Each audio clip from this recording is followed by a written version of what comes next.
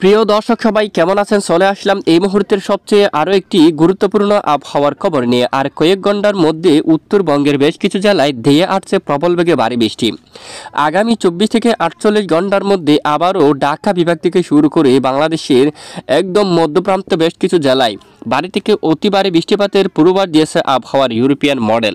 তো আজও আগামীকাল দেশের কোন কোন জেলায় ভারী থেকে অতি ভারী বৃষ্টিপাতের সম্ভাবনা রয়েছে, বঙ্গোপসাগরের পরিস্থিতি কেমন থাকতে পারে, ভারতের পশ্চিমবঙ্গ সহ উত্তরবঙ্গ, আসাম, ত্রিপুরা, বাংলাদেশের 64 জেলার মধ্যে কোন কোন জেলায় ভারী বৃষ্টিপাতের পূর্বাভাস দিচ্ছে আবহাওয়া অধিদপ্তর, সম্পূর্ণ বিস্তারিতভাবে জানিয়ে দেওয়া হবে এই ভিডিওটির মাধ্যমে।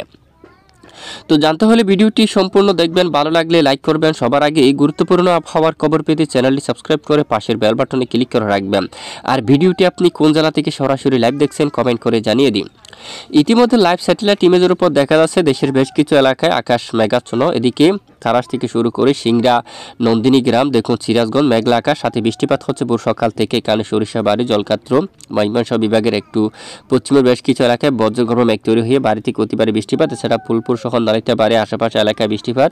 নেত্রকোনা, কেন্দুয়া মেঘলা আকাশ রয়েছে একদম ভোর সকালে। কিশোরগঞ্জ এবং এখানে কাতিয়াদি, ইটনা, বানিয়াচল, তারপর এদিকে পেনারবাগ মেঘলা আকাশ রয়েছে। এবং উত্তরবঙ্গে এখানে রংপুর বিভাগের উপর মূলত আকাশ পরিষ্কার অবস্থায় দেখা যাচ্ছে। এছাড়া বাকি এলাকায় খুলনা, বরিশাল, এখানে চট্টগ্রাম বিভাগের উপর আংশিক মেঘের আনাগোনা নিয়ে আকাশ পরিষ্কার। এখানে ঢাকা বিভাগের অধিকাংশ এলাকায় আকাশ পরিষ্কার, তবে বৃষ্টিপাত হওয়ার মতো তেমন সম্ভাবনা নেই। তবে আগামী 24 থেকে 48 ঘন্টায় কোন কোন জেলাগুলোর উপর বৃষ্টিপাতের সম্ভাবনা রয়েছে আমরা দেখিয়ে দিচ্ছি। এই মুহূর্তে আমরা সরাসরি আবহাওয়ার বৃষ্টিবাহী মোড়ে চলে আসলাম, মেঘলা ও বৃষ্টি মোড়ে। তো এখানে দেখতে পাচ্ছি আজ সারাদিনের আবহাওয়ার পরিস্থিতি যদি আমরা একটু দেখি, দেশের কিছু কিছু এলাকায় মেঘের আনাগোনা থাকতে পারে, বৃষ্টির সম্ভাবনা কম। তবে ভোর সকালে উত্তরবঙ্গে বৃষ্টিপাত থাকলেও পরবর্তীতে এই বৃষ্টির মাত্রা কমতে পারে। এবং এদিকে দেখুন বরিশাল অথবা চট্টগ্রাম বিভাগের একটু উত্তর পূর্ব দিকে পাহাড়ি এলাকায় বজ্র বিদ্যুৎ সহ কিছুটা বৃষ্টিপাত থাকার সম্ভাবনা রয়েছে। এদিকে বিলাইচুড়ি অঞ্চল, রাজস্থলী, রাঙ্গামাটির একটুখানি পূর্ব দিকের অঞ্চলগুলোর উপর এবং লংগদু, কাকড়াছড়ি এবং দিঘিনালা, সাজেক এই অঞ্চলের দিকে কিছুটা বজ্র বিদ্যুৎ সহ বৃষ্টিপাত থাকতে পারে। বাকি এলাকায় মেঘলা আকাশ থাকতে পারে আংশিক। এরপর আকাশ পরিষ্কার দেখুন। এবং সোমবার 7 অক্টোবর থেকে আবারও আবহাওয়ার বড় পরিবর্তন দেখা যাচ্ছে। আবারও এখানে ঢাকা বিভাগ থেকে শুরু করে এর দক্ষিণে বেশ কিছু এলাকায় আবারও ব্যাপক আকারে বজ্রসহ বৃষ্টিপাতের সম্ভাবনা দেখা যাচ্ছে। রাজশাহী থেকে শুরু করে এখানে দেখুন, এখানে নালহাটি অঞ্চলের দিকে, বর্ধমানের উত্তর দিকে এখানে বজ্রসহ বৃষ্টিপাত থাকতে পারে।